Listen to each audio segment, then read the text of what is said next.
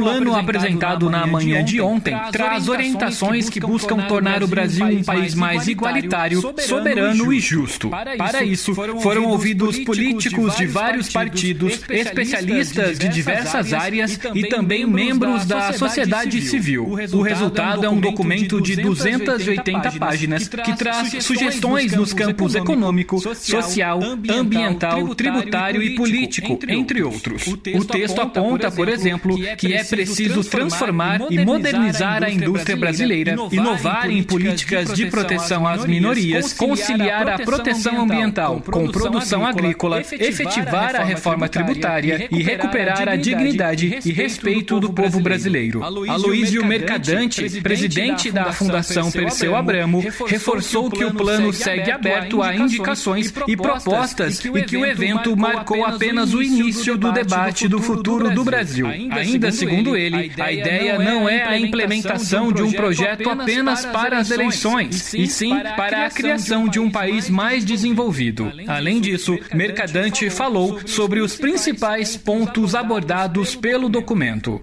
Então, quais são os 5 eixos fundamentais? O primeiro é o desenvolvimento social, um novo período de acesso a direitos e redução das desigualdades. O segundo grande eixo é o desenvolvimento sustentável. Todas as políticas setoriais nossas estão direcionadas à preservação do meio ambiente e uma economia que seja ambientalmente sustentável. O terceiro eixo fundamental é o desenvolvimento econômico.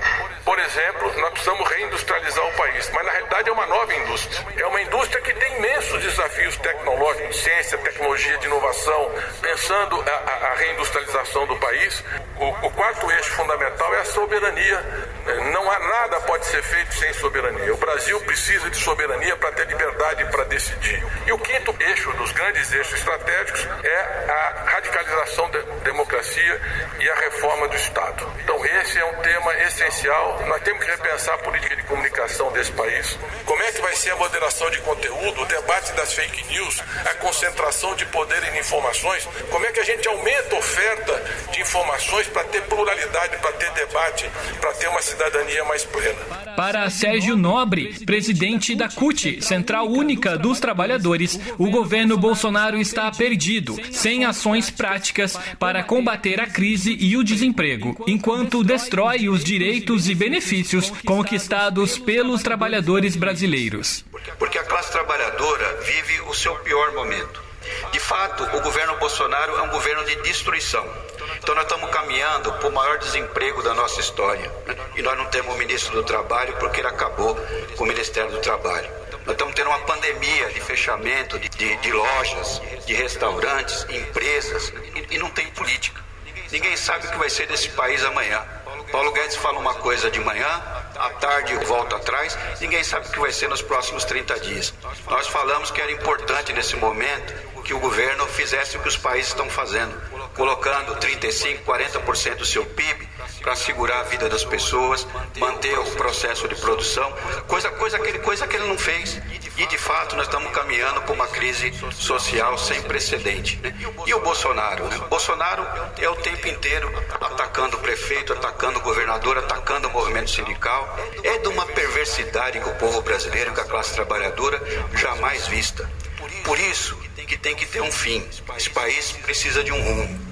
E a nossa tarefa é fazer desse plano uma pauta de reivindicação e mobilizar a classe trabalhadora para conquistar e fazer esse país mudar de rumo. Já de acordo com o ex-presidente Luiz Inácio Lula da Silva, a junção de especialistas, sociedade civil e políticos de outros partidos enriqueceu o plano. Para Lula, a ideia do texto é apresentar um projeto de país mais igualitário e justo. O que está restando de se agravar nesse país para a gente retomar a nossa capacidade de luta? A nossa capacidade de enfrentar e dizer que nós não queremos esse país assim porque é possível construir um outro país. As pessoas deixaram de perceber o mínimo. O que uma pessoa de bom senso tem que compreender nesse país? Tem que compreender que quando o pobre, quando os trabalhadores, quanto mais humilde tem acesso às coisas materiais que ele produz, quando ele tem acesso à renda, quando ele tem acesso ao emprego, quando ele tem acesso ao salário, ele vai comprar mais coisa, ele vai comprar mais geladeira, ele vai comprar mais fogão, ele vai trocar de carro, ele vai comprar mais um presente para o seu filho, vai comprar mais um tijolo para fazer mais uma lajinha, ele vai fazer com que a economia dê um salto de qualidade em todos.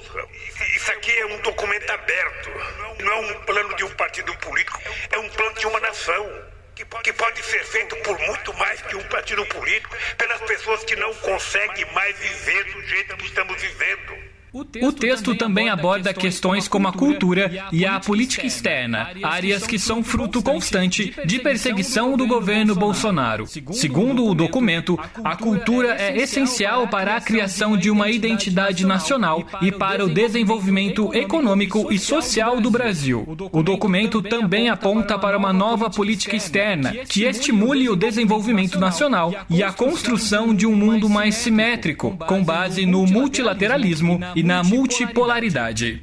Danilo Rensober, Rádio Brasil Atual. Você está ouvindo Jornal Brasil Atual. As notícias que os outros não dão.